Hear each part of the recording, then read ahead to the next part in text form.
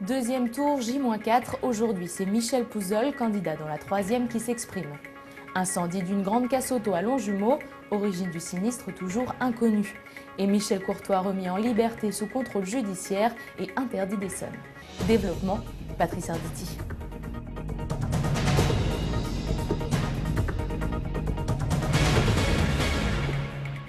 Bonsoir, effectivement, deuxième tour dans 4 jours et si certains jugent que les jeux sont faits dans certaines circonscriptions, eh bien il va certainement y avoir des surprises. Et ce sont 2 candidats qui s'exprimeront en fin de journal. Journal que nous commençons par cet incendie hier soir à Longjumeau dans une importante casse-auto. Il aura fallu 70 pompiers pour venir à bout du sinistre qui a détruit en très grande partie une structure de tôle de quelques 3000 mètres carrés.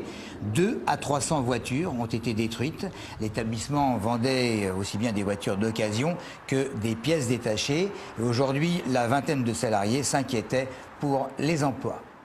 Ça m'a perturbé par rapport au nombre d'années que j'ai fait ici à Seva. Ça fait près de 7 ans et 4 mois que je travaille là.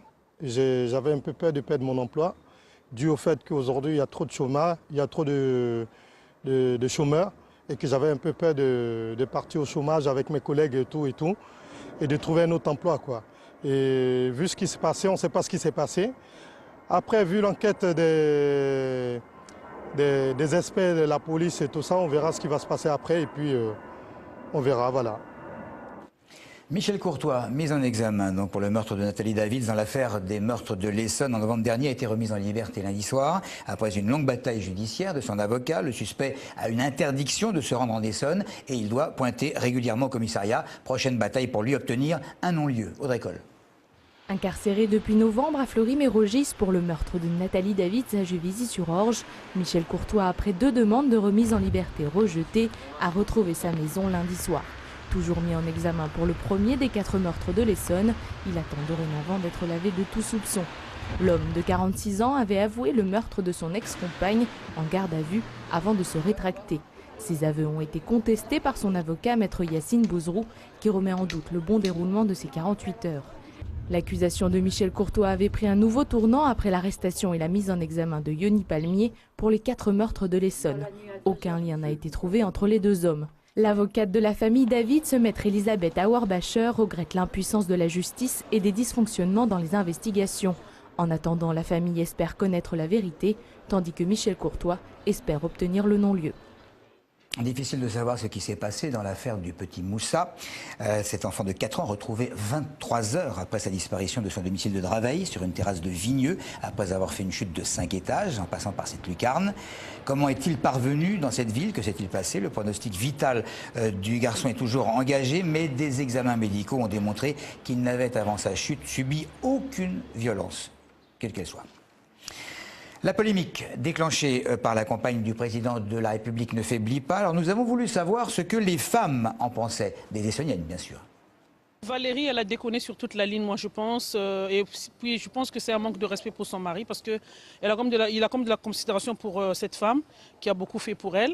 Et je pensais qu'il devait conjuguer les efforts pour que cela soit positif pour Ségolène Royal. Je pense qu'elle pourrait donner son avis comme elle veut parce qu'elle est aussi dans la politique, donc c'est un peu normal. Je pense que leur problème à eux, en fait, c'est les médias qui mettent tout en boucle alors qu'on s'en fout. C'est plutôt un règlement de compte, je pense, qu'autre chose. Après tout, c'est son choix, hein. Elle a le droit d'avoir sa position. Je pense seulement qu'elle peut faire ce qu'elle veut, elle n'est pas obligée de suivre son mari. Après, c'est son opinion, elle fait ce qu'elle veut, hein. Mais bon, c'est vrai que c'est pas très sympathique pour lui. On soutient son mari, surtout que c'est entre parenthèses la première femme de France, c'est ce qu'on dit. Hein. Chacun ses idées, chacun ses opinions, donc si elle a voulu dire ça, c'est qu'elle le pense. On a autre chose, je pense, dans la vie en ce moment à s'occuper que de ça, je pense. Et puis que les querelles c'est un peu une querelle de couple, ça. Hein, donc voilà. C'est dommage pour François Hollande, je pense que ça va lui porter préjudice et c'est pas terrible, ça. Les législatives à présent, avec des candidats qui arpentent tous les marchés de leur circonscription et multiplient leurs réunions. Après hier, Marianne Duranton, candidate UMP dans la 10e. C'est aujourd'hui Michel Pouzol qui va s'exprimer en premier, le candidat APS, adversaire de Geneviève Collot dans la 3e circonscription.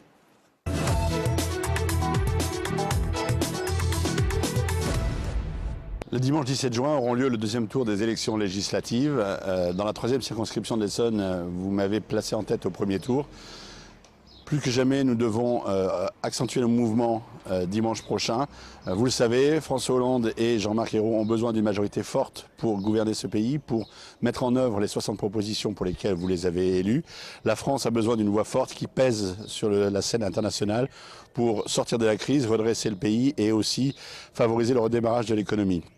Sur notre circonscription, nous aurons besoin d'un député proche du terrain, proche de nos villes, de Brétigny à Dourdan, en passant par Saint-Chéron, Broyers, Étréchy, tous nos villages, Saint-Escobille notamment, où nous devons lutter contre le projet d'enfouissement des déchets domestiques, lutter également pour arriver à ce que le péage de Dourdan sur la 10 ne soit plus payant, lutter contre les couloirs aériens imposés par Nathalie Kosciusko-Morizet. Bref, nous aurons besoin à l'Assemblée nationale d'un député qui porte la voix de nos territoires, de ces zones rurales, de ces spécificités, qui préserve la santé locale, mais également nous aurons besoin d'un député sur le terrain, auprès des élus, des associations, impliqués dans la vie quotidienne de tous nos concitoyens. J'espère que vous me donnerez votre confiance et que je pourrai continuer à faire ce travail de quotidien auprès de vous à partir de dimanche prochain. Donc allez voter massivement et donner une majorité au changement. Passons à la 4e circonscription. Il est arrivé derrière Nathalie Kosciusko-Morizet au premier tour. Olivier Thomas.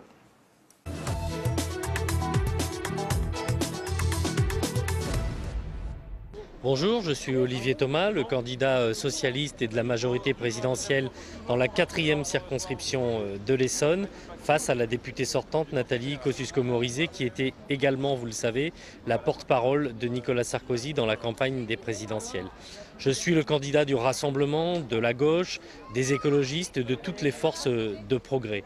Évidemment, je porterai les dossiers de notre circonscription qui sont complexes, à l'Assemblée nationale, mais également auprès de l'ensemble des ministres et de ce nouveau gouvernement de Jean-Marc Ayrault et François Hollande, paritaire et rajeuni, et dont je connais énormément de membres, vous vous en doutez.